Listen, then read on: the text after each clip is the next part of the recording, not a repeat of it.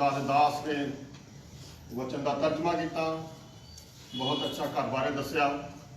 और जो असी नवा घर बनाने तो वो जी खुदा दे विच पहले प्रार्थना पहली जी साड़ी भेंट आ उही होनी चाहिए कि असीं खुदा के दासां नूं घर में सदीए और सारे जने मिल के प्रार्थना करिए। ये सब तो वड्डी भेंट है।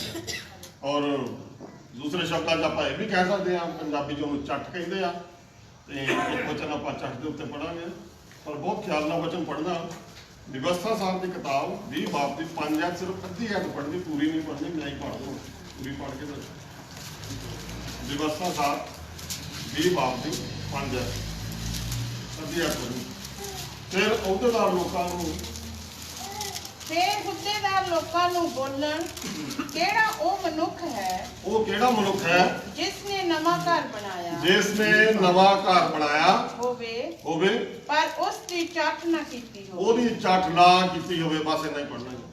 मेरे अजीजों, खुदा दा वचन सानूं इह दसदा कि जदों भी असीं नवा घर बनाउने आ ते ये बहुत जरूरी आ भी ओदी चट कीती जावे। पंजाबी दे शब्द चट कीती जावे। चट दा मतलब है कि अपने धार्मिक रीति रिवाजां के मुताबिक पहला दर्जा असी खुदा नूं दईए।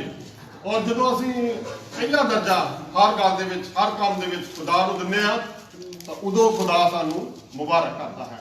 और मेरे जो अज दा जिहड़ा मैसेज आ वो सारा घर दे उत्ते ही आ। सो मैं घर दे उत्ते मैं भी घर दे उत्ते 4 शब्द बोलूँगा। हाउस HOUSE हाउस का मतलब है कि highly objective uniform standard of evaluation. Highly objective का मतलब ये आ कि खुदा के द्वारा मसा किया गया घर जिहदे उत्ते हर बंदे की ऑटोमैटिक आपा ही नजर पवे। और ये घर बहुत मुबारक आ। खुदा ने बहुत शानदार खूबसूरत घर बनाया कि आउंदे जांदे बंदे नूं किसी नूं भी कहण दी लोड़ नहीं, अपने आप हर बंदे की इहदे उत्ते निगाह पैंदी है। और मेरे जिदों खुदा के दास पास्टर सैमसन पीटर जी इस दुनिया को पूछ कर गए, वो एक गल कहते होंगे सी प्रार्थना करते समय जिस घर दे विच जांदे सी कि इस घर को एक चमकते हुए सितारे की मानद बना दे।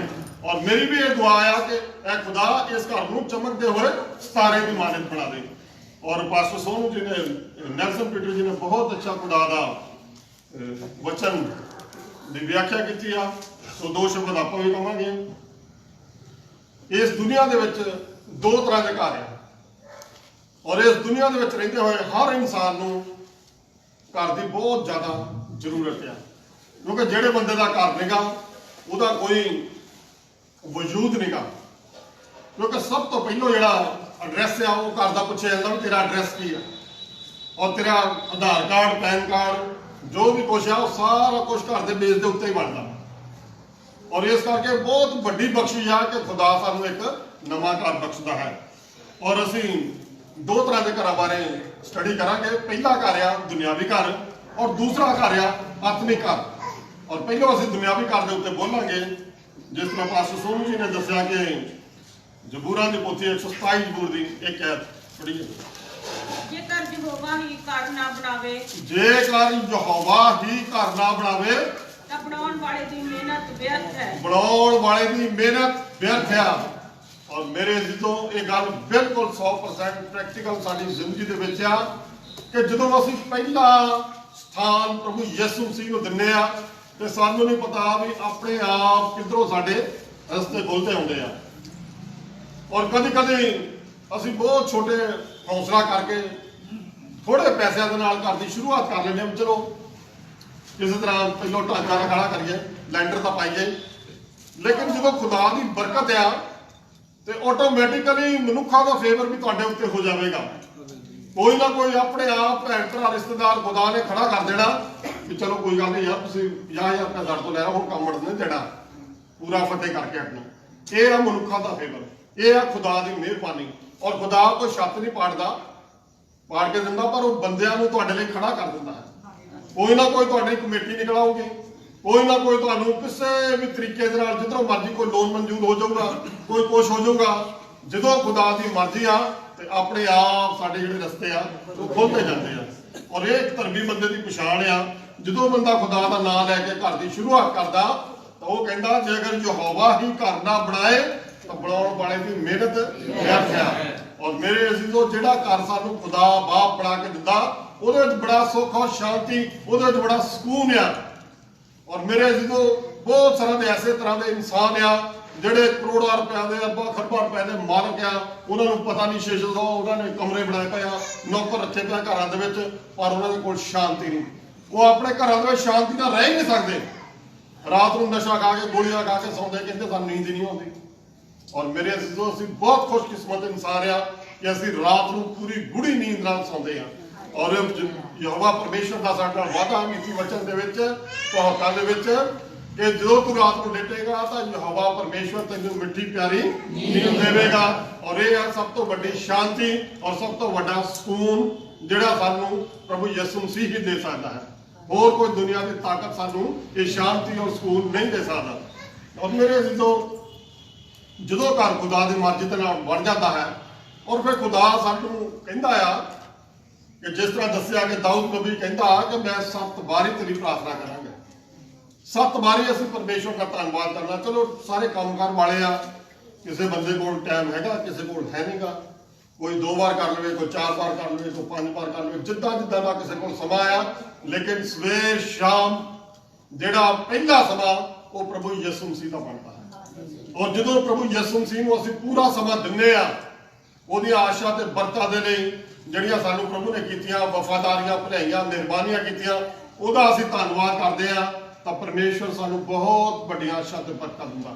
ਜਿਹੜੀਆਂ ਗੱਲਾਂ ਅਸੀਂ ਸੋਚ ਵੀ ਨਹੀਂ ਸਕਦੇ, ਉਹ ਵੀ ਪਰਮੇਸ਼ਵਰ ਸਾਨੂੰ ਦਿੰਦਾ ਹੈ। ਔਰ ਮੇਰੇ ਜਦੋਂ ਇੱਕ ਵਚਨ ਅਸੀਂ ਪੜਾਂਗੇ 128 ਜ਼ਰੂਰ ਪੜ੍ਹੀਏ। ਧੰਨ ਹੈ ਹਰੇਕ ਜੋ ਯਹੋਵਾ ਦਾ ਭੈ ਮੰਨਦਾ ਹੈ। ਪਹਿਲੀ ਗੱਲ ਵੀ ਧੰਨ ਕਿਹੜਾ ਇਨਸਾਨ ਆ? ਹਰੇਕ ਜੋ ਜਿਹੜਾ ਯਹੋਵਾ ਦਾ ਭੈ ਮੰਨਦਾ ਹੈ। ਔਰ ਜਿਹੜਾ ਯਹੋਵਾ ਦਾ ਭੈ ਮੰਨਦਾ, ਉਹ ਕੋਈ ਚੁਗਲੀ ਨਿੰਦਿਆ ਨਹੀਂ ਕਰਦਾ, ਉਹ ਕਿਸੇ ਨੂੰ ਗਾਲੀ ਗਲੋਚ ਨਹੀਂ ਕਰਦਾ, ਉਹ ਕਿਸੇ ਨੂੰ ਸ਼ਰਾਬ ਪੀ ਕੇ ਮਜ਼ਾਕ ਇਕੱਠੇ ਨਹੀਂ ਕਰਦਾ, ਔਰ ਨਾ ਉਹ ਦੁਸ਼ਟਾਂ ਦੀ ਮੰਡਲੀ ਵਿੱਚ ਖੜਾ ਹੁੰਦਾ। ਪਹਿਲੀ ਗੱਲ, ਜਿਹੜਾ ਭੈ ਮੰਨਦਾ ਖੁਦਾ ਦਾ, ਜਿਸ ਤਰ੍ਹਾਂ ਨੀਤੀ ਵਚਨ ਦੇ ਵਿੱਚ ਦੱਸਿਆ ਕਿ ਖੁਦਾ ਦਾ ਡਰ ਦਿਨਾਈ ਦੀ ਸ਼ੁਰੂਆਤ। ਪਾਜੀ ਸਾਹਿਬ ਬਹੁਤ ਜ਼ੋਰ ਦੇ ਨਾਲ ਇਹ ਗੱਲ ਕਹਿੰਦੇ ਹੁੰਦੇ ਸੀ, ਬਹੁਤ ਉਹਨਾਂ ਦੀਆਂ ਗੱਲਾਂ ਸਾਨੂੰ ਚਿੱਤੇ ਆਉਂਦੀਆਂ ਵੀ ਜਿਹੜਾ ਖੁਦਾ ਦਾ ਡਰ ਆ ਉਹ ਆਟੋਮੈਟਿਕਲੀ ਜਿੱਦਾਂ ਇਹਦਾ ਸਾਡੇ ਦਿਲ ਦੇ ਵਿੱਚ ਖੁਦਾ ਦਾ ਡਰ ਆਈ ਜਾਂਦਾ, ਸਾਨੂੰ ਅਕਲ ਬੁੱਧ ਔਰ ਗਿਆਨ ਆਈ ਜਾਂਦੀ, ਸਾਡੇ ਘਰ ਵਿੱਚ ਸੁੱਖ ਔਰ ਸ਼ਾਂਤੀ ਆਈ ਜਾਂਦੀ ਆ, ਸਾਡੇ ਘਰ ਦੇ ਬੱਚੇ ਪੜ੍ਹੇ ਲਿਖੇ ਜਾਂਦੇ, ਪਾਸ ਹੋ ਜਾਂਦੇ, ਵਧੀਆ ਨੌਕਰੀਆਂ ਤੇ ਲੱਗੀ ਜਾਂਦੇ ਆ। ਜਿੱਦਾਂ ਦਾ ਸਮਾਂ ਕੋਈ ਫੌਰਨ ਜਾਣਾ ਚਾਹੇ ਫੌਰਨ ਜਾਈ ਜਾਂਦਾ ਹੈ। ਔਰ ਮੇਰੇ ਤੋਂ ਇਹ ਆ ਖੁਦਾ ਦਾ ਡਰ ਦੀ ਪਹਿਲੀ ਬਰਕਤ। ਹਾਂਜੀ, ਦੂਸਰੀ ਅੱਗੇ, ਅਤੇ ਉਸ ਦੀਆਂ ਰਾਹਾਂ ਉੱਤੇ ਚੱਲਦਾ ਹੈ। ਜਿਹੜਾ ਦਿਨ ਰਾਤ ਜਿਹੜਾ ਯਹੋਵਾ ਪਰਮੇਸ਼ਰ ਨੇ ਸਾਨੂੰ ਰਾਹ ਦੱਸਿਆ, ਉਹਨਾਂ ਦੇ ਰਾਹਾਂ ਦੇ ਉੱਤੇ ਉਹ ਚੱਲਦਾ ਹੈ। ਜਿੱਦਾਂ ਜਦੋਂ ਆਪਾਂ ਪਹਿਲਾ ਜ਼ੋਰ ਪੜ੍ਹਦੇ ਆ ਕਿ ਉੱਥੇ ਲਿਖਿਆ ਕਿ ਧੰਨ ਆ ਉਹ ਇਨਸਾਨ ਜਿਹੜਾ ਦੁਸ਼ਟਾਂ ਦੀ ਮੰਡਲੀ ਦੇ ਵਿੱਚ ਖੜਾ ਨਹੀਂ ਹੁੰਦਾ। ਔਰ ਉਹ ਦੱਸਦਾ ਕਿ ਧਰਮੀ ਇਨਸਾਨ ਉਸ ਦਰਖਤ ਵਰਗਾ ਆ ਜਿਹੜਾ ਨਦੀ ਦੇ ਕੰਢੇ ਦੇ ਉੱਤੇ ਲੱਗਾ ਹੋਇਆ, ਚਾਹੇ ਕੁਛ ਵੀ ਹੋ ਜਾਏ, ਜਿੰਨੀ ਮਰਜ਼ੀ ਧੁੱਪ ਆ ਜਾਏ, ਮੀਂਹ ਆ ਜਾਏ, ਕੋਰਾ ਪੈ ਜਾਏ, ਠੰਡ ਹੋ ਜਾਏ, ਉਹਨੂੰ ਕੋਈ ਫਰਕ ਨਹੀਂ ਪੈਂਦਾ, ਉਹਦੇ ਉੱਤੇ ਕੋਈ ਅਸਰ ਨਹੀਂ ਹੁੰਦਾ। ਉਹਦੇ ਪੱਤੇ ਹਮੇਸ਼ਾ ਹਰੇ ਰਹਿੰਦੇ ਆ, ਉਹ ਕਦੀ ਕਮਲਾਉਂਦੇ ਨਹੀਂ। ਮੇਰੇ ਅਜ਼ੀਜ਼ੋ, ਜੇ ਅਗਰ ਅਸੀਂ ਖੁਦਾ ਦੇ ਵਚਨ ਦੇ ਵਿੱਚ ਆ ਤੇ ਪ੍ਰਭੂ ਯਿਸੂ ਮਸੀਹ ਜਿਹੜਾ ਮਰਜ਼ੀ ਸਾਡੇ ਤੇ ਦੁੱਖ ਮੁਸੀਬਤ ਦੁਨੀਆ ਦੇ ਵਿੱਚ ਰਹਿੰਦੇ ਹੋਏ ਬਿਮਾਰੀਆਂ ਠਮਾਰੀਆਂ, ਬੀਪੀ ਸ਼ੂਗਰ ਸਭ ਕੁਝ ਹੁੰਦਾ ਆ, ਲੇਕਿਨ ਖੁਦਾ ਸਾਨੂੰ ਕਦੇ ਵੀ ਕੋਈ ਏਡੀ ਵੱਡੀ ਵਿਪਤਾ ਨਹੀਂ ਸਾਡੇ ਤੇ ਭੇਜਦਾ ਸਾਡੇ ਸਹਿਣ ਤੋਂ ਬਾਹਰ ਹੋ ਜਾਏ। ਉਹ ਸਹਿਣ ਦੇ ਅੰਦਰ ਹੀ ਆ। ਬੁਖਾਰ ਸ਼ਿਕਾਰ ਚੜ੍ਹਦੇ ਗਿਆ ਲੋਕਾਂ ਨੂੰ, ਕੋਈ ਗੱਲ ਨਹੀਂ, ਮੌਸਮੀ ਅੱਜ ਨਹੀਂ ਤਾਂ ਕੱਲ ਠੀਕ ਹੋ ਹੀ ਜਾਂਦਾ ਬੰਦਾ। ਇਹ ਸਭ ਤੋਂ ਵੱਡੀ ਕੁਆਲਿਟੀ ਆ ਇੱਕ ਧਰਮੀ ਬੰਦੇ ਦੀ। ਹਾਂਜੀ, ਅੱਗੇ, ਤੂੰ ਆਪਣੇ ਹੱਥਾਂ ਦੀ ਕਮਾਈ ਜ਼ਰੂਰ ਖਾਏਗਾ। ਤੂੰ ਆਪਣੇ ਹੱਥਾਂ ਦੀ ਕਮਾਈ ਜ਼ਰੂਰ ਖਾਏਗਾ। ਤੂੰ ਧਨ ਹੋਵੇਗਾ ਤੇ ਤੇਰਾ ਭਲਾ ਹੋਵੇਗਾ। ਤੂੰ ਧਨ ਹੋਵੇਗਾ ਤਾਂ ਤੇਰਾ ਭਲਾ ਹੋਵੇਗਾ। ਮੇਰੇ ਜ਼ਿੱਦੋ, ਜਿਹੜਾ ਬੰਦਾ ਖੁਦਾ ਦੇ ਡਰ ਖੌਫ ਦੇ ਵਿੱਚ ਰਹਿੰਦਾ ਆ, ਉਹ ਮੰਨ ਲਓ ਕੰਮ ਤੇ ਜਾਂਦਾ ਆ, ਕੰਮ ਤੇ ਜਾ ਕੇ ਤਾਂ ਸ਼ਾਮ ਨੂੰ ਜਦੋਂ ਮਹੀਨੇ ਬਾਅਦ, ਕਿਸੇ ਨੂੰ 10 ਦਿਨ ਬਾਅਦ, ਕਿਸੇ ਨੂੰ 15 ਦਿਨ ਬਾਅਦ, ਕਿਸੇ ਨੂੰ ਰੋਜ਼ ਉਹਦੀ ਸੈਲਰੀ ਮਿਲਦੀ ਆ, ਉਹ ਸਭ ਤੋਂ ਪਹਿਲਾਂ ਲੈ ਕੇ ਉਹਦਾ ਧੰਨਵਾਦ ਕਰਦਾ ਵੀ ਆ ਪ੍ਰਭੂ, ਇਸ ਦਿੱਤੀ ਹੋਈ ਨਿਮਤ ਔਰ ਬਰਕਤ ਲਈ ਤੇਰਾ ਧੰਨਵਾਦ। ਔਰ ਜੋ ਵੀ ਉਹਦੀ ਸ਼ਰਧਾ ਆ, 2% ਚਲੋ 10% ਤਾਂ ਜ਼ਰੂਰੀ ਆ, ਕੋਈ 2% 5% 10% 20% ਵੀ ਕਰ ਸਕਦੇ। ਉਹ ਪਹਿਲਾ ਹਿੱਸਾ ਜਦੋਂ ਖੁਦਾ ਨੂੰ ਦਿੰਦਾ ਹੈ ਤਾਂ ਖੁਦਾ ਸਾਡੇ ਪੈਸੇ ਕਦੀ ਵੀ ਨਜਾਇਜ਼ ਨਹੀਂ ਲੱਗਣ ਦਿੰਦਾ। ਸਾਡੇ ਬਿਜਲੀ ਦੇ ਬਿੱਲ ਨਹੀਂ ਜ਼ਿਆਦਾ ਆਉਂਦੇ, ਸਾਡੇ ਉੱਤੇ ਕੋਈ ਜੁਰਮਾਨਾ ਨਹੀਂ ਪੈਂਦਾ, ਔਰ ਸਾਨੂੰ ਕੋਈ ਫਾਈਨ ਹੋਰ ਕੋਈ ਨਹੀਂ ਪੈਂਦਾ, ਸਾਡੇ ਉੱਤੇ ਬਿਮਾਰੀਆਂ ਨਹੀਂ ਆਉਂਦੀਆਂ, ਕੋਈ ਵੀ ਸਾਡੇ ਤੇ ਇਹੋ ਜਿਹਾ ਖਰਚਾ ਨਹੀਂ ਪੈਂਦਾ ਜਿਹੜਾ ਕਿ ਐਕਸਟਰਾ ਖਰਚਾ ਹੋਵੇ, ਜਿਹੜਾ ਸਾਡੀ ਪਹੁੰਚ ਤੋਂ ਬਾਹਰ ਹੋਵੇ। ਔਰ ਖੁਦਾ ਸਾਡੇ ਘਰ ਦੀ ਰਾਖੀ ਕਰਦਾ ਹੈ, ਕਿਉਂਕਿ ਖੁਦਾ ਦੇ ਪਾਕ ਕਲਾਮ ਤੇ ਲਿਖਿਆ ਕਿ ਨਾ ਕੋਈ ਵਬਾ ਤੇ ਨਾ ਕੋਈ ਵਿਪਤਾ ਤੇਰੇ ਡੇਰੇ ਉੱਤੇ ਆਵੇਗੀ। ਮੇਰੇ ਅਜ਼ੀਜ਼ੋ, ਪਿਛਲੇ ਸਾਲ ਤੋਂ ਤਕਰੀਬਨ ਮਾਰਚ 19 ਤੋਂ ਹੀ ਜਦੋਂ ਤੋਂ ਕਰੋਨਾ ਚੱਲ ਪਿਆ ਔਰ ਬਹੁਤ ਵੱਡੀ ਇਸ ਦੁਨੀਆ ਦੇ ਉੱਤੇ ਇੱਕ ਮਹਾਮਾਰੀ ਫੈਲ ਗਈ ਔਰ ਹਰ ਇਨਸਾਨ ਪਰੇਸ਼ਾਨ ਹੋ ਗਿਆ। ਲੇਕਿਨ ਜਿਹੜੇ ਮਸੀਹੀ ਲੋਕ ਆ, ਮਸੀਹੀ ਘਰਾਣਿਆਂ ਦੇ ਲੋਕ ਆ, ਜਿਹੜੇ ਖੁਦਾ ਦੇ ਡਰ ਖੌਫ ਦੇ ਵਿੱਚ ਰਹਿੰਦੇ ਆ, ਉਹਨਾਂ ਦੇ ਉੱਤੇ ਕੋਈ ਇਸ ਬਿਮਾਰੀ ਦਾ ਫਰਕ ਨਹੀਂ। ਔਰ ਤੁਸੀਂ ਯਕੀਨ ਕਰਿਓ ਕਿ ਪਿਛਲੇ ਦਿਨਾਂ ਦੇ ਵਿੱਚ ਜਦੋਂ ਲੋਕਡਾਊਨ ਲੱਗਾ ਪਿਆ ਸੀ ਔਰ ਸਾਡੇ ਘਰ ਦੇ ਵਿੱਚ ਪਤਾ ਨਹੀਂ ਸਵੇਰ ਤੋਂ ਲੈ ਕੇ ਸ਼ਾਮ ਤੱਕ ਕਿੰਨੇ ਪੇਸ਼ੈਂਟ ਆਉਂਦੇ ਰਹੇ, ਲੋਕ ਖਾਂਸੀ ਵੀ ਕਰਦੇ ਸੀ, ਜਾਣ ਕੇ ਜ਼ੁਕਾਮ ਵਾਲੇ ਵੀ ਸਾਰੇ ਹੀ ਸੀਗੇ, ਲੇਕਿਨ ਪ੍ਰਭੂ ਨੇ ਸੰਭਾਲ ਕੇ ਰੱਖਿਆ ਪਿਛਲੇ ਦਿਨਾਂ ਤੋਂ। ਔਰ ਬਹੁਤ ਮਾਸਕ ਲਾਇਆ ਔਰ ਇਹ ਖੈਰ ਗਲਤੀ ਆ, ਪਰ ਚਲੋ ਜੋ ਵੀ ਆ ਪ੍ਰਭੂ ਨੇ ਆਪਣੇ ਹੱਥਾਂ ਦੇ ਵਿੱਚ ਸੰਭਾਲ ਕੇ ਰੱਖਿਆ। ਜਿਸ ਤਰ੍ਹਾਂ ਇੱਕ ਮੁਰਗੀ ਆਪਣੇ ਬੱਚਿਆਂ ਨੂੰ ਪੰਖਾ ਹੇਠ ਸੰਭਾਲ ਕੇ ਰੱਖਦੀ ਆ, ਇਸੇ ਤਰ੍ਹਾਂ ਖੁਦਾ ਬਾਪ ਸਾਨੂੰ ਆਪਣੇ ਪੰਖਾ ਹੇਠ ਸੰਭਾਲ ਕੇ ਰੱਖਦਾ ਹੈ। ਹਾਂਜੀ ਅਗਲਾ ਬੱਚਾ। ਤੇਰੀ ਵਹੁਟੀ ਫਲਦਾਰ ਦਾਖ ਵਾਂਗੂ ਤੇਰੇ ਘਰ ਦੇ ਅੰਦਰ ਹੋਵੇਗੀ। ਤੇਰੀ ਵਹੁਟੀ ਫਲਦਾਰ ਦਾਖ ਵਾਂਗੂ ਤੇਰੇ ਅੰਦਰ ਹੋਵੇਗੀ। ਤੇਰੇ ਬੱਚੇ ਜੈਤੂਨ ਦੇ ਬੂਟਿਆਂ ਵਾਂਗੂ ਤੇਰੀ ਮੇਜ਼ ਦੇ ਆਲੇ ਦੁਆਲੇ ਹੋਣਗੇ। ਤੇਰੇ ਬੱਚੇ ਜੈਤੂਨ ਦੇ ਬੂਟਿਆਂ ਦੇ ਵਾਂਗੂ ਤੇਰੇ ਮੇਜ਼ ਦੇ ਆਲੇ ਦੁਆਲੇ ਹੋਣਗੇ। ਮੇਰੇ ਅਜ਼ੀਜ਼ੋ, ਜਿਹੜੇ ਬੰਦੇ ਖੁਦਾ ਦਾ ਡਰ ਰੱਖਦੇ ਆ, ਉਹਨਾਂ ਦੀ ਜਿਹੜੀ ਵਾਈਫ ਆ, ਘਰ ਪਰਿਵਾਰ ਆ, ਬੀਵੀ ਬੱਚੇ ਆ, ਉਹ ਸਾਰਿਆਂ ਦੇ ਉੱਤੇ ਆਟੋਮੈਟਿਕਲੀ ਡਰ ਖੌਫ ਆ ਜਾਂਦਾ, ਕਿਉਂਕਿ ਖੁਦਾ ਦੇ ਪਾਕ ਕਲਾਮ ਤੇ ਲਿਖਿਆ ਕਿ ਧਰਮੀ ਜਨ ਦੀ ਦੁਆ ਦੇ ਵਿੱਚ ਇੰਨਾ ਅਸਰ ਹੁੰਦਾ ਹੈ ਕਿ ਬਹੁਤ ਜ਼ਿਆਦਾ ਅਸਰ ਹੁੰਦਾ। 3.5 ਸਾਲ ਤੱਕ ਉਹ ਮੀਂਹ ਨੂੰ ਵੀ ਬੰਨ ਸਕਦਾ ਹੈ, ਕਿਉਂਕਿ ਏਲੀਆ ਨਬੀ ਦੇ ਵਿੱਚ ਲਿਖਿਆ ਗਿਆ ਯਾਕੂਬ ਬਾਬ ਦੇ ਪੱਤਰੀ 5 ਬਾਬ ਦੀ 17-18 ਵਿੱਚ ਕਿ ਏਲੀਆ ਵੀ ਸਾਡੇ ਵਰਗਾ ਇੱਕ ਦੁੱਖ ਸੁੱਖ ਭੋਗਣ ਵਾਲਾ ਆਦਮੀ ਸੀਗਾ। ਇਹਦਾ ਮਤਲਬ ਕਿ ਦੁੱਖ ਸੁੱਖ ਉਹਨਾਂ ਬੰਦਿਆਂ ਤੇ ਸੀਗਾ, ਪਰ ਉਹਦੀ ਦੁਆ ਦੇ ਅੰਦਰ ਇੰਨਾ ਅਸਰ ਸੀਗਾ ਕਿ 3.5 ਸਾਲ ਦੀ ਉਹਨੇ ਮੀਂਹ ਬੰਨ ਦਿੱਤਾ। ਔਰ ਮੇਰੇ ਜਦੋਂ ਇੱਕ ਧਰਮੀ ਬੰਦਾ ਆਪਣੇ ਪਰਿਵਾਰ ਲਈ, ਆਪਣੇ ਬੱਚਿਆਂ ਲਈ, ਆਪਣੇ ਗਲੀ ਮਹੱਲੇ ਲਈ, ਆਪਣੇ ਸਮਾਜ ਲਈ, ਆਪਣੇ ਰਿਸ਼ਤੇਦਾਰਾਂ ਲਈ, ਆਪਣੇ ਗੁਆਂਢੀਆਂ ਲਈ ਦੁਆ ਕਰਦਾ ਹੈ ਤਾਂ ਉਹਦੀ ਦੁਆ ਸੁਣੀ ਜਾਂਦੀ ਹੈ। ਹਾਂਜੀ ਅੱਗੇ ਪੜ੍ਹੀਏ ਜੀ। ਵੇਖੋ ਮਰਦ ਮੁਬਾਰਕ ਹੋਵੇਗਾ। ਵੇਖੋ ਉਹ ਮਰਦ ਮੁਬਾਰਕ ਹੋਵੇਗਾ ਜਿਹੜਾ ਯਹੋਵਾ ਦਾ ਭੈ ਮੰਨਦਾ ਹੈ। ਜਿਹੜਾ ਯਹੋਵਾ ਦਾ ਭੈ ਮੰਨਦਾ ਹੈ। ਮੇਰੇ ਜਦੋਂ ਕੋਈ ਔਖਾ ਕੰਮ ਤਾਂ ਹੈ ਹੀ ਨਹੀਂਗਾ, ਸਿਰਫ ਅਸੀਂ ਪਰਮੇਸ਼ਵਰ ਦਾ ਡਰ ਖੌਫ ਆਪਣੇ ਮਨ ਦੇ ਵਿੱਚ ਰੱਖਣਾ ਹੈ। ਕਿਸੇ ਚੁਗਲੀ ਨਿੰਦਿਆ ਨਹੀਂ ਕਰਨੀ, ਕਿਸੇ ਨੂੰ ਗਾਲਾਂ ਨਹੀਂ ਕੱਢਣੀਆਂ, ਕਿਸੇ ਨੂੰ ਦੁੱਖ ਨਹੀਂ ਦੇਣਾ, ਕੋਈ ਇਹੋ ਜਿਹਾ ਆਪਾਂ ਕੰਮ ਨਹੀਂ ਕਰਨਾ ਜਿਹਦੇ ਨਾਲ ਕਿਸੇ ਨੂੰ ਕੋਈ ਪ੍ਰੋਬਲਮ ਹੋਵੇ। ਪ੍ਰਭੂ ਦੇ ਡਰ ਖੌਫ ਦੇ ਵਿੱਚ ਬਣੇ ਰਹਿਣਾ ਹੈ। ਔਰ ਪਰਮੇਸ਼ਵਰ ਕਹਿੰਦਾ ਤੂੰ, ਉਹਦਾ ਸਾਡੇ ਨਾਲ ਵਾਅਦਾ ਹੈ ਕਿ ਇਹ ਵਿਵਸਥਾ ਦੀ ਪੋਥੀ ਤੇਰੇ ਮੂੰਹ ਤੋਂ ਕਦੀ ਵੱਖ ਨਾ ਹੋਵੇ, ਜੋ ਕੁਝ ਤੁਸੀਂ ਕਰੋਗੇ ਉਹ ਸਫਲ ਹੋਵੇਗਾ। ਮੇਰੇ ਅਜ਼ੀਜ਼ੋ, ਖੁਦਾ ਦੇ ਸਾਡੇ ਨਾਲ ਬਹੁਤ ਵੱਡੇ ਵਾਅਦੇ ਹੈ। ਇਸ ਵਚਨ ਨੂੰ ਪੜ੍ਹ ਕੇ ਦੇਖੋ। ਬਹੁਤ ਸਾਰੇ ਲੋਕ ਆ ਇਹੋ ਜਿਹਾ, ਉਹ ਆਪਣਾ ਹੀ ਕਰੀ ਜਾਂਦੇ, ਵਚਨ ਵੱਲ ਧਿਆਨ ਨਹੀਂ ਦਿੰਦੇ। ਖੁਦਾ ਦਾ ਵਚਨ ਸਾਨੂੰ ਕੀ ਕਹਿੰਦਾ ਹੈ? ਖੁਦਾ ਦਾ ਵਚਨ ਸਾਨੂੰ ਇਹ ਕਹਿੰਦਾ ਕਿ ਤੁਸੀਂ ਲੋਕਾਂ ਨੂੰ ਕਰਜ਼ਾ ਦਓਗੇ ਪਰ ਕਿਸੇ ਕੋਲੋਂ ਲਓਗੇ ਨਹੀਂ। ਇਹ ਖੁਦਾ ਦੇ ਵਚਨ ਦਾ ਫੈਸਲਾ ਹੈ। ਵਿਵਸਥਾ ਦਾ 28 ਬਾਬ ਦੇ ਵਿੱਚ ਜਦੋਂ ਆਪਾਂ ਪੜ੍ਹਦੇ ਆ ਵੀ ਪਰਮੇਸ਼ਵਰ ਨੂੰ ਮੰਨਣ ਦੀਆਂ ਬਰਕਤਾਂ ਤੇ ਪਰਮੇਸ਼ਵਰ ਨੂੰ ਨਾ ਮੰਨਣ ਦੇ ਸਰਾਪ। ਹੁਣ ਤੁਸੀਂ ਇਹ ਦੇਖਣਾ ਕਿ ਤੁਸੀਂ ਬਰਕਤਾਂ ਲੈਣੀਆਂ ਜਾਂ ਹੋਰ ਕੁਝ ਲੈਣਾ ਹੈ। ਅੱਗੇ ਪੜ੍ਹੀਏ ਜੀ। ਯਹੋਵਾ ਸਿਯੋਨ ਤੋਂ ਤੈਨੂੰ ਬਰਕਤ ਦੇਵੇਗਾ। ਯਹੋਵਾ ਸਿਯੋਨ ਤੋਂ ਤੈਨੂੰ ਬਰਕਤ ਦੇਵੇਗਾ। ਇਹ ਵਚਨ ਮੇਰੇ ਲਈ ਨਹੀਂ, ਤੁਹਾਡੇ ਸਾਰਿਆਂ ਲਈ ਹੈ। ਮੇਰੇ ਅਜ਼ੀਜ਼ੋ, ਇਹ ਜਿਹੜਾ ਵਚਨ ਆ ਕਿ ਯਹੋਵਾ ਤੁਹਾਨੂੰ ਸਿਯੋਨ ਤੋਂ ਬਰਕਤ ਦੇਵੇਗਾ। ਔਰ ਸਿਯੋਨ ਇੱਕ ਇਹੋ ਜਿਹੀ ਧਰਤੀ ਆ ਜਿਹਦੇ ਨਾਲ ਪ੍ਰਭੂ ਯਿਸੂ ਮਸੀਹ ਦਾ ਖਾਸ ਪਿਆਰ ਆ। ਔਰ ਉਹ ਪਿਛਲੇ ਦਿਨਾਂ ਵਿੱਚ ਵੀਰਵਾਰ ਅਸੀਂ ਪ੍ਰਚਾਰ ਕੀਤਾ ਕਿ ਉਹ ਕਹਿੰਦਾ ਕਿ ਮੈਂ ਸਾਲ ਦੇ ਪਹਿਲੇ ਮਹੀਨੇ ਤੋਂ ਲੈ ਕੇ ਸਾਲ ਦੇ ਆਖਰੀ ਮਹੀਨੇ ਤੱਕ ਮੇਰੀ ਨਿਗਾਹ ਉਸ ਧਰਤੀ ਉੱਤੇ ਲੱਗੀ ਰਹੇਗੀ, ਜਰੂਸ਼ਲਮ ਦੇ ਉੱਤੇ, ਸਿਯੋਨ ਦੇ ਉੱਤੇ ਔਰ ਇਸਰਾਇਲ ਦੇਸ਼ ਦੇ ਉੱਤੇ। ਔਰ ਅੱਜ ਤੁਹਾਡੇ ਘਰਾਂ ਦੇ ਉੱਤੇ ਵੀ ਯਹੋਵਾ ਪਰਮੇਸ਼ਵਰ ਤੁਹਾਨੂੰ ਸਿਯੋਨ ਤੋਂ ਬਰਕਤ ਦੇਵੇਗਾ। ਅੱਗੇ ਜੀ। ਅਤੇ ਤੂੰ ਜੀਵਨ ਭਰ ਯਰੂਸ਼ਲਮ ਦੀ ਭਲਾਈ ਵੇਖੇ। ਤੂੰ ਜੀਵਨ ਭਰ ਯਰੂਸ਼ਲਮ ਦੀ ਭਲਾਈ ਦੇਖੇਗਾ। ਯਰੂਸ਼ਲਮ ਦੀ ਭਲਾਈ ਤਾਂ ਉੱਥੇ ਆ। ਅੱਜ ਇਹ ਵਚਨ ਸਾਡੇ ਤੁਹਾਡੇ ਲਈ ਹੈ, ਕਿਉਂਕਿ ਜਿਸ ਘਰ ਦੇ ਵਿੱਚ ਇਹ ਵਚਨ ਪੜਿਆ ਜਾਂਦਾ ਉਹ ਘਰ ਯਰੂਸ਼ਲਮ ਬਣ ਜਾਂਦਾ ਹੈ। ਔਰ ਮੇਰੇ ਅਜ਼ੀਜ਼ੋ, ਤੁਸੀਂ ਸਾਰਿਆਂ ਨੇ ਆਪਣੇ ਘਰ ਨੂੰ ਯਰੂਸ਼ਲਮ ਬਣਾਉਣਾ ਹੈ। ਅਤੇ ਆਪਣੇ ਦੋਤਰੇ ਪੋਤਰੇ ਵੇਖੇ। ਦੇਖੋ, ਆਪਣੇ ਦੋਤਰੇ ਪੋਤਰੇ ਵੇਖੇਗਾ। ਮੇਰਾ ਮਤਲਬ ਕਹਿਣ ਦਾ ਕਿ ਖੁਦਾ ਤੁਹਾਨੂੰ ਲੰਬੀ ਉਮਰ ਦਊਗਾ, ਕਿਉਂਕਿ ਅਫਸੀਆ 6 ਬਾਬ ਦੀ 16 ਦੇ ਵਿੱਚ ਲਿਖਿਆ ਕਿ ਜੇ ਤੂੰ ਆਪਣੇ ਮਾਂ-ਬਾਪ ਦੇ ਆਗਿਆਕਾਰ ਹੋਵੇਂ ਤਾਂ ਧਰਤੀ ਤੇ ਤੁਹਾਡੀ ਉਮਰ ਤੇ ਲੰਬੀ ਹੋਵੇਗੀ। ਇਹ ਖੁਦਾ ਦੇ ਵਚਨਾਂ ਦੇ ਫੈਸਲੇ ਆ। ਔਰ ਜ਼ਰੂਰ ਇਹਨਾਂ ਵਚਨਾਂ ਨੂੰ ਯਹੋਵਾ ਪਰਮੇਸ਼ਵਰ ਕਹਿੰਦਾ ਟੇਸਟ ਐਂਡ ਟੈਸਟ ਮੀ, ਕਹਿੰਦਾ ਮੈਨੂੰ ਚਖੋ ਤੇ ਜਾਣੋ ਪਰਮੇਸ਼ਵਰ ਕਿੰਨਾ ਭਲਾ ਹੈ। ਅੱਜ ਅੱਗੇ। ਇਸਰਾਇਲ ਉੱਤੇ ਸਲਾਮਤੀ ਹੋਵੇ। ਇਸਰਾਇਲ ਉੱਤੇ ਸਲਾਮਤੀ ਹੋਵੇ। ਅੱਜ ਤੁਹਾਡੇ ਸਾਰੇ ਘਰ ਦੇ ਉੱਤੇ ਸਲਾਮਤੀ ਹੋਵੇ। ਤੁਹਾਡੇ ਸਾਰਿਆਂ ਘਰਾਂ ਦੇ ਉੱਤੇ ਸਲਾਮਤੀ ਹੋਵੇ।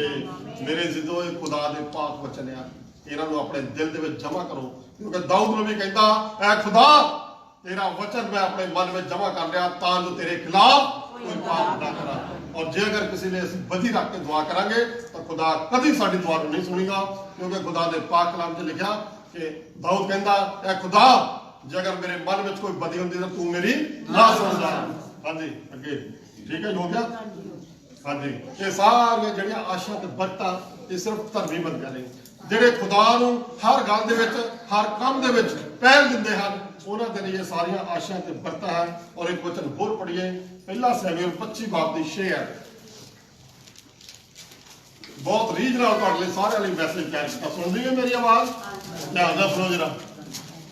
ਅਤੇ ਉਸ ਬਾਗਬਾਨ ਮਨੁੱਖ ਨੂੰ, ਉਸ ਭਾਗੇਵਾਨ ਮਨੁੱਖ, ਭਾਗੇਵਾਨ ਮਤਲਬ ਭਾਗਾ ਵਾਲਾ, ਕਿਸਮਤ ਵਾਲਾ ਮਨੁੱਖ, ਹਾਂਜੀ ਇਉਂ ਆਖੋ ਇਹੋ ਆਖੋ ਤੇਰੀ ਸਲਾਮਤੀ, ਤੇਰੀ ਸਲਾਮਤੀ, ਤੇਰੇ ਘਰ ਦੀ ਸਲਾਮਤੀ ਤੇਰੇ ਘਰ ਦੀ ਸਲਾਮਤੀ ਅਤੇ ਉਹਨਾਂ ਸਭਨਾਂ ਦੀ ਅਤੇ ਉਹਨਾਂ ਸਾਰਿਆਂ ਦੀ ਜੋ ਤੇਰੇ ਨਾਲ ਹਨ, ਜੋ ਤੇਰੇ ਨਾਲ ਇਸ ਘਰ ਵਿੱਚ ਰਹਿੰਦੇ ਹਨ। ਸਲਾਮਤੀ ਹੋਵੇ। ਸਲਾਮਤੀ ਹੋਵੇ ਮੇਰੇ ਜ਼ਿਲੋ, ਜਿੱਥੇ ਸਲਾਮਤੀ ਸਲਾਮਤੀ ਹੋਵੇ ਉੱਥੇ ਸ਼ਾਂਤੀ ਸ਼ਾਂਤੀ, ਪ੍ਰਭੂ ਦੀਆਂ ਆਸ਼ਾ ਤੇ ਬਰਕਤਾਂ ਦੀ ਬਰਸਾਤ ਹੋ ਜਾਂਦੀ ਹੈ।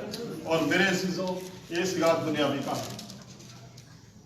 ਔਰ ਥੋੜਾ ਜਿਹਾ ਸਾਨੂੰ ਹੁਣ ਆਤਮਿਕ ਘਰ ਦੀ ਵੀ ਜ਼ਰੂਰਤ ਹੈ ਕਿ ਅਸੀਂ ਦੁਨੀਆ ਦੇ ਵਿੱਚ ਰਹਿੰਦੇ ਹੋਏ ਸਾਨੂੰ ਇਹ ਚੀਜ਼ਾਂ ਵੀ ਜ਼ਰੂਰੀ ਆ, ਔਰ ਸਭ ਤੋਂ ਜ਼ਿਆਦਾ ਜ਼ਰੂਰੀ ਸਾਡੇ ਲਈ ਆਤਮਿਕ ਘਰ ਆ, ਕਿਉਂਕਿ ਖੁਦਾ ਦੇ ਪਾਕ ਕਲਾਮ 'ਚ ਲਿਖਿਆ ਕਿ ਜਿਹੜਾ ਇਨਸਾਨ ਸਰੀਰ ਲਈ ਬੀਜਦਾ ਉਹ ਸਰੀਰਕ ਆ, ਔਰ ਜੋ ਆਤਮਾ ਲਈ ਬੀਜਦਾ ਉਹ ਆਤਮਿਕ ਆ। ਹੁਣ ਆਪਾਂ ਥੋੜਾ ਜਿਹਾ ਇੱਕ ਆਤਮਿਕ ਘਰ ਵੱਲ ਚੱਲੀਏ। ਹਾਂਜੀ ਮਤੀ ਰਸੂਲ ਦੀ ਕਿਤਾਬ 7 ਬਾਬ ਦੀ 24 ਤੋਂ 26 ਤੱਕ ਪੜ੍ਹੀਏ।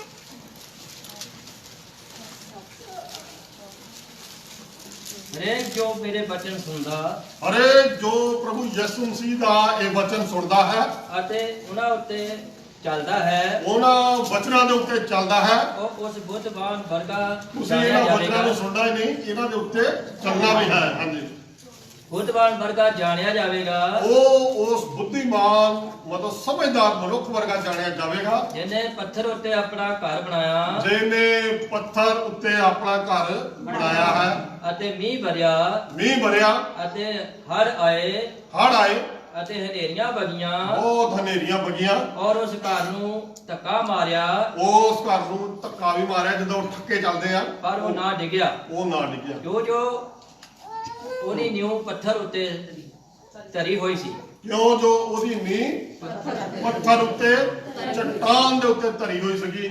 ਔਰ ਦੂਸਰੀ ਬਾਈਬਲ 'ਚ ਚਟਾਨ ਵੀ ਲਿਖਿਆ, ਔਰ ਉਹ ਚਟਾਨ ਕੌਣ ਆ? ਉਹ ਚਟਾਨ ਯਿਸੂ ਮਸੀਹ ਆ। ਮੇਰੇ ਅਜ਼ੀਜ਼ੋ ਜੇ ਅਗਰ ਪਹਿਲਾ ਗ੍ਰੰਥੀਆ ਮੇਰੇ ਖਿਆਲ 10 ਬਾਬ ਪੜ੍ਹ ਲਓ, ਪੜ੍ਹੋ ਪਹਿਲਾ ਗ੍ਰੰਥ 10, ਉਹ ਚਟਾਨ ਯਿਸੂ ਮਸੀਹ ਸੀ। ਔਰ ਇਹ ਜਿਹੜਾ ਘਰ ਦੀ ਗੱਲ ਕਰ ਰਿਹਾ ਆ, ਇਹ ਆਤਮਿਕ ਘਰ ਦੀ ਗੱਲ ਕਰ ਰਿਹਾ, ਕਿਉਂਕਿ ਜਿਹੜੇ ਦੋ ਥੋੜਾ ਜਿਹਾ ਵਚਨ ਸੁਣ ਲੈਂਦੇ ਆ, 2-4 ਦਿਨ ਦੁਆਵਾਂ ਕਰ ਲੈਂਦੇ, ਚਰਚ ਵੀ ਚੱਲ ਜਾਂਦੇ ਆ, ਔਰ ਜਦੋਂ ਉਹਨਾਂ ਦੀ ਜੋ ਬਲੈਸਿੰਗ ਦੀ ਵਾਰੀ ਆਉਣੀ ਹੁੰਦੀ ਆ ਤਾਂ ਪਿੱਛੇ ਹਟ ਜਾਂਦੇ ਆ। ਸੋ ਮਤਲਬ ਕਹਿਣ ਦਾ ਕਿ ਉਹਨਾਂ ਦਾ ਘਰ ਜਿਹੜਾ ਉਹ ਰੇਤ ਦੇ ਉੱਤੇ ਸੀਗਾ, ਉਹ ਛੇਤੀ ਮੁਰਝਾ ਜਾਂਦੇ ਆ।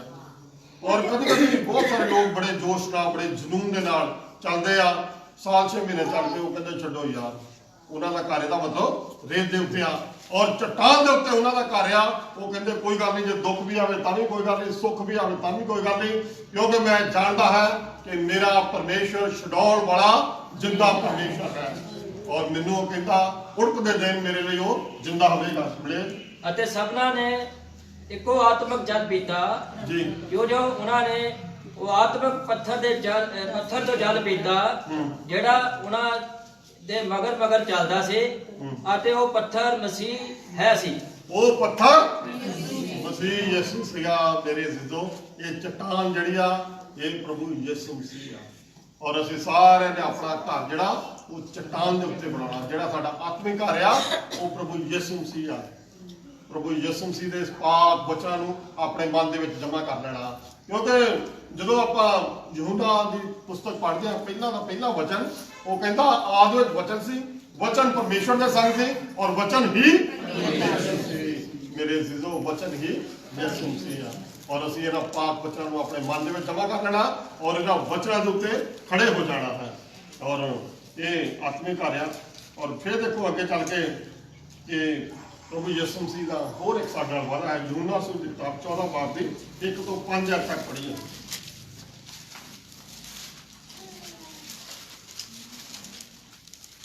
ਸਾਡਾ ਦਿਲ ਨਾ ਘਬਰਾਵੇ।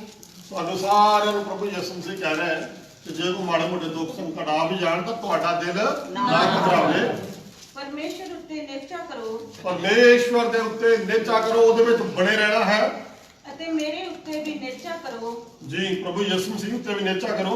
ਮੇਰੇ ਪਿਤਾ ਦੇ ਘਰ ਵਿੱਚ ਬਹੁਤ ਸਾਰੇ ਨਿਵਾਸ ਹਨ। ਮੇਰੇ ਪਿਤਾ ਦੇ ਘਰ ਦੇ ਵਿੱਚ ਬਹੁਤ ਸਾਰੇ ਘਰ ਆ, ਨਹੀਂ ਤਾਂ ਮੈਂ ਤੁਹਾਨੂੰ ਕਹਿੰਦਾ, ਨਹੀਂ ਤਾਂ ਮੈਂ ਤੁਹਾਨੂੰ ਕਹਿੰਦਾ ਕਿਉਂ ਜੋ ਮੈਂ ਤੁਹਾਡੇ ਲਈ ਜਗ੍ਹਾ ਤਿਆਰ ਕਰਨ ਜਾਂਦਾ ਹਾਂ ਕਿਉਂ ਜੋ ਮੈਂ ਤੁਹਾਡੇ ਲਈ ਜਗ੍ਹਾ ਤਿਆਰ ਕਰਨ ਜਾਂਦਾ ਹਾਂ ਅਤੇ ਜੇ ਮੈਂ ਜਾ ਕੇ ਤੁਹਾਡੇ ਲਈ ਜਗ੍ਹਾ ਤਿਆਰ ਕਰਾਂ ਤਾਂ ਫਿਰ ਆਣ ਕੇ ਤੁਹਾਨੂੰ ਆਪਣੇ ਕੋਲ ਲੈ ਲਵਾਂਗਾ।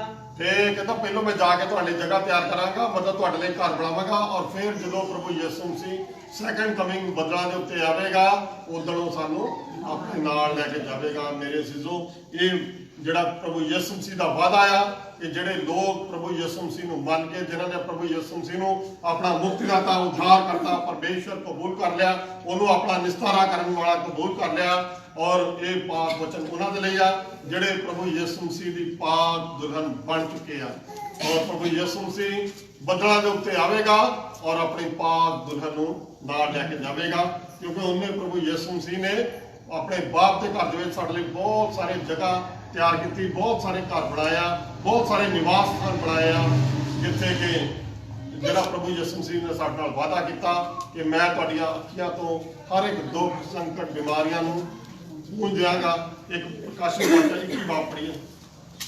ਪ੍ਰਕਾਸ਼ਿਤ ਵਾਕਿਆ 21 ਬਾਬ 1 ਤੋਂ 5 ਤੱਕ ਪੜ੍ਹੀਏ। ਤਾਂ ਮੈਂ ਨਵਾਂ ਆਕਾਸ਼ ਅਤੇ ਨਵੀਂ ਧਰਤੀ ਵੇਖੀ ਤਾਂ ਮੈਂ ਨਵਾਂ ਆਕਾਸ਼ ਅਤੇ ਨਵੀਂ ਧਰਤੀ ਦੇਖੀ ਜਿਹੜੀ ਤੁਹਾਡੇ ਲਈ ਸਾਰਿਆਂ ਲਈ ਆਤਮਿਕ ਘਰ ਬਣੂਗਾ। ਉਹਦਾ ਇਹ ਨਕਸ਼ਾ ਪ੍ਰਭੂ ਯਿਸੂ ਮਸੀਹ ਸਾਨੂੰ ਦੱਸ ਰਿਹਾ ਵੀ ਤੁਹਾਡੇ ਲਈ ਮੈਂ ਇੱਕ ਨਵਾਂ ਆਕਾਸ਼ ਅਤੇ ਨਵੀਂ ਧਰਤੀ ਦੇਖੀ ਆ। ਹਾਂਜੀ, ਕਿਉਂ ਜੋ ਪਹਿਲਾ ਆਕਾਸ਼ ਅਤੇ ਪਹਿਲੀ ਧਰਤੀ ਜਾਂਦੀ ਰਹੀ ਪਹਿਲਾ ਆਕਾਸ਼ ਤੇ ਪਹਿਲੀ ਧਰਤੀ ਜਾਂਦੀ ਰਹੀ ਅਤੇ ਹੁਣ ਅਗਾਹਾਂ ਨੂੰ ਸਮੁੰਦਰ ਹੈ ਨਹੀਂ ਗਾਂ ਨੂੰ ਕਹਿੰਦਾ ਜਿਹੜਾ ਸਮੁੰਦਰ ਸਭ ਕੁਝ ਵੀ ਨਿਗਾਹ ਹੈ ਨਹੀਂਗਾ। ਅਤੇ ਮੈਂ ਪਵਿੱਤਰ ਨਗਰੀ ਨਵੀਂ ਯਰੂਸ਼ਲਮ ਨੂੰ ਇਉਂ ਤਿਆਰ ਕੀਤੀ ਹੋਈ ਮਾਨੋ ਲਾੜੀ ਆਪਣੇ ਲਾੜੇ ਲਈ ਸ਼ਿੰਗਾਰ ਕਰਦੀ ਹੋਈ ਹੈ। ਇੱਕ ਪ੍ਰਭੂ ਯਿਸੂ ਮਸੀਹ ਕਹਿ ਰਿਹਾ ਕਿ ਮੈਂ ਯਹੋਨਾ ਅਰਫ ਦੇ ਉੱਤੇ ਪ੍ਰਕਾਸ਼ ਪ੍ਰਗਟ ਹੋਇਆ। ਯਹੋਨਾ ਅਰਫ ਕਹਿ ਰਿਹਾ ਕਿ ਮੈਂ ਏਦਾਂ ਇੱਕ ਯਰੂਸ਼ਲਮ ਦੀ ਨਗਰੀ ਨੂੰ ਉੱਤਰਦੇ ਦੇਖਿਆ ਜਿਸ ਤਰ੍ਹਾਂ ਇੱਕ ਦੁਲਹਨ ਆਪਣੇ ਦੁਲਹੇ ਲਈ ਤਿਆਰ ਹੋਈ ਪਈ ਆ। ਹਾਂਜੀ, ਪਰਮੇਸ਼ਰ ਦੇ ਕੋਲੋਂ ਆਕਾਸ਼ੋਂ ਉਤਰਦੀ ਨੂੰ ਵੇਖਿਆ ਜੀ ਉਸ ਨਗਰੀ ਨੂੰ ਪਰਮੇਸ਼ਵਰ ਦੇ ਕੋਲ ਆਕਾਸ਼ੋਂ ਉਤਰਦੀ ਵੇਖਿਆ ਅਤੇ ਮੈਂ ਸਿੰਘਾਸਨ ਤੋਂ ਇੱਕ ਵੱਡੀ ਆਵਾਜ਼ ਇਹ ਆਖਦੇ ਸੁਣੀ ਸਿਆਸਨ ਦੇ ਉੱਤੇ ਬਹੁਤ ਵੱਡੀ ਆਵਾਜ਼ ਇਹ ਆਖਦੇ ਸੁਣੀ ਕਿ ਵੇਖ ਪਰਮੇਸ਼ਰ ਦਾ ਡੇਰਾ ਮਨੁੱਖਾਂ ਦੇ ਨਾਲ ਹੈ। ਪਰਮੇਸ਼ਵਰ ਦਾ ਡੇਰਾ, ਪਰਮੇਸ਼ਵਰ ਦਾ ਨਿਵਾਸ ਸਥਾਨ, ਪਰਮੇਸ਼ਵਰ ਦਾ ਘਰ ਮਨੁੱਖਾਂ ਦੇ ਨਾਲ ਹੈ ਜਿਹੜੇ ਉਹਦੀ ਪਾਕ ਦੁਲਹਨ ਬਣ ਚੁੱਕੇ ਹਨ। ਹਾਂਜੀ, ਅਤੇ ਉਹ ਉਹਨਾਂ ਨਾਲ ਡੇਰਾ ਕਰੇਗਾ। ਉਹ ਉਹਨਾਂ ਦੇ ਨਾਲ ਰਹੇਗਾ। ਡੇਰਾ ਕਰਨ ਦਾ ਮਤਲਬ ਉਹਨਾਂ ਦੇ ਨਾਲ ਰਹੇਗਾ। ਹਾਂਜੀ, ਅਤੇ ਉਹ ਉਸ ਦੀ ਪ੍ਰਜਾ ਹੋਣਗੇ। ਉਹ ਉਹਦੀ ਪ੍ਰਭੂ ਯਿਸੂ ਮਸੀਹ ਦੀ ਪ੍ਰਜਾ ਹੋਣਗੇ ਅਤੇ ਪਰਮੇਸ਼ਰ ਆਪ ਉਹਨਾਂ ਦਾ ਪਰਮੇਸ਼ਰ ਹੋ ਕੇ ਉਹਨਾਂ ਦੇ ਨਾਲ ਰਹੇਗਾ। ਪਰਮੇਸ਼ਵਰ ਆਪ ਉਹਨਾਂ ਦਾ ਪਰਮੇਸ਼ਵਰ ਹੋ ਕੇ ਉਹਨਾਂ ਦੇ ਨਾਲ ਰਹੇਗਾ ਅਤੇ ਉਹ ਉਹਨਾਂ ਦੀਆਂ ਅੱਖਾਂ ਤੋਂ ਹਰੇਕ ਖੰਝੂ ਪੂੰਝੇਗਾ। ਉਹ ਤੁਹਾਡੀਆਂ ਸਾਰਿਆਂ ਦੀਆਂ ਦੁੱਖਾਂ ਦਰਦਾਂ ਨੂੰ, ਬਿਮਾਰੀਆਂ ਨੂੰ, ਦੁੱਖਾਂ ਨੂੰ, ਸੰਕਟਾਂ ਨੂੰ, ਜੋ ਕੁਝ ਤੁਸੀਂ ਇਸ ਦੁਨੀਆ ਵਿੱਚ ਭੋਗ ਲਿਆ ਹੈ ਉਹਨਾਂ ਤੋਂ ਤੁਹਾਡੇ ਹਰੇਕ ਅੰਸ਼ ਨੂੰ ਪੋਸ਼ ਕਰ ਅਤੇ ਹੁਣ ਅਗਾਹਾਂ ਨੂੰ ਮੌਤ ਨਾ ਹੋਵੇਗੀ। ਹੁਣ ਅਗਾਹਾਂ ਨੂੰ ਕੋਈ ਮੌਤ ਨਾ ਹੋਵੇਗੀ, ਨਾ ਅਗਾਹਾਂ ਨੂੰ ਸੋਗ, ਨਾ ਅਗਾਹਾਂ ਨੂੰ ਸੋਗ, ਨਾ ਰੋਣਾ, ਨਾ ਦੁੱਖ ਹੋਵੇਗਾ। ਨਾ ਦੁੱਖ ਹੋਵੇਗਾ। ਪਹਿਲੀਆਂ ਗੱਲਾਂ ਜਾਂਦੀਆਂ ਰਹੀਆਂ ਪਹਿਲੀਆਂ ਗੱਲਾਂ ਜਾਂਦੀਆਂ ਰਹੀਆਂ। ਅਤੇ ਉਹ ਜਿਹੜਾ ਸਿੰਘਾਸਨ ਉੱਤੇ ਬਿਰਾਜਮਾਨ ਹੈ ਜੀ। ਬੋਲਿਆ, ਹਾਂਜੀ। ਦੇਖ ਮੈਂ ਸਭ ਕੁਝ ਨਵਾਂ ਬਣਾਉਂਦਾ ਹਾਂ। ਦੇਖ ਮੈਂ ਸਭ ਕੁਝ ਨਵਾਂ ਬਣਾ ਦਿੰਦਾ ਹੈ। ਬਾਸੀ ਔਰ ਪ੍ਰਭੂ ਯਿਸੂ ਮਸੀਹ ਨੇ ਕੁਰਿੰਥੀਆਂ ਦੇ ਵਿੱਚ ਵੀ ਦੇਖਿਆ ਹੋਇਆ ਇਹ ਗੱਲ ਕਹੀ ਹੈ ਕਿ ਪੁਰਾਣੀ ਬਾतें ਜਾਤੀ ਰਹੀ, ਦੇਖੋ ਸਭ ਕੁਝ ਨया ਹੋ ਗਿਆ। ਮੇਰੇ ਅਜ਼ੀਜ਼ੋ, ਇਹ ਤੁਹਾਡਾ ਨਵਾਂ ਘਰ ਸਵਰਗ ਦੇ ਵਿੱਚ ਬਣ ਚੁੱਕਾ ਹੈ ਔਰ ਪ੍ਰਭੂ ਯਿਸੂ ਮਸੀਹ ਸਾਨੂੰ ਦੁਨਿਆਵੀ ਬਰਕਤਾਂ ਵੀ ਦੇਣੀਆਂ ਚਾਹੁੰਦਾ ਹੈ ਔਰ ਉਹਦੇ ਨਾਲ ਨਾਲ ਆਤਮਿਕ ਬਰਕਤਾਂ ਵੀ ਦੇਣੀਆਂ ਚਾਹੁੰਦਾ ਹੈ। ਔਰ ਮੇਰੇ ਅਜ਼ੀਜ਼ੋ, ਇਹ ਖੁਦਾ ਦੇ ਪਾਕ ਵਚਨ ਹੈ, ਇਹਨਾਂ ਸਾਰਿਆਂ ਨੂੰ ਤੁਸੀਂ ਆਪਣੇ ਮਨ ਦੇ ਵਿੱਚ ਜਮ੍ਹਾਂ ਕਰ ਲੈਣਾ ਹੈ ਔਰ ਇਸ ਵਚਨਾਂ ਦੇ ਉੱਤੇ ਖੜੇ ਰਹਿਣਾ ਹੈ ਔਰ ਆਪਣਾ ਘਰ ਤੁਸੀਂ ਸਾਰਿਆਂ ਨੇ ਚਟਾਨ ਦੇ ਉੱਤੇ ਪ੍ਰਭੂ ਯਿਸੂ ਮਸੀਹ ਦੇ ਉੱਤੇ ਬਣਾਉਣਾ ਹੈ। ਜੇ ਮਾੜੇ ਮੋਟੇ ਦੁੱਖ ਸੰਕਟ ਬਿਮਾਰੀ ਵੀ ਆ ਜਾਂਦੀ ਹੈ ਤਾਂ ਕੋਈ ਗੱਲ ਨਹੀਂ, ਘਬਰਾਉਣਾ ਨਹੀਂ। ਪ੍ਰਭੂ ਯਿਸੂ ਮਸੀਹ ਦੇ ਵਿੱਚ ਹਮੇਸ਼ਾ ਅੱਗੇ ਵੱਧ ਕੇ ਜਾਣਾ ਹੈ ਔਰ ਅਸੀਂ ਖੁਦਾ ਦੀ ਪਾਕ ਧੁਨ ਬਣ ਕੇ ਉਸ ਸਵਰਗ ਰਾਜ ਦੇ ਵਿੱਚ ਜਾਣਾ ਹੈ, ਜਿਹੜਾ ਸਥਾਨ ਪ੍ਰਭੂ ਯਿਸੂ ਮਸੀਹ ਨੇ ਸਾਡੇ ਲਈ, ਸਾਡਾ ਘਰ ਸਵਰਗ ਦੇ ਵਿੱਚ ਬਣਾਇਆ ਹੈ। ਸੋ ਖੁਦਾ ਇਹਨਾਂ ਵਚਨਾਂ ਦੇ ਨਾਲ ਤੁਹਾਨੂੰ ਸਾਰਿਆਂ ਨੂੰ ਬਹੁਤ ਸਾਰੀ ਆਸ਼ੀਸ਼ ਤੇ ਬਰਕਤ ਦੇਵੇ।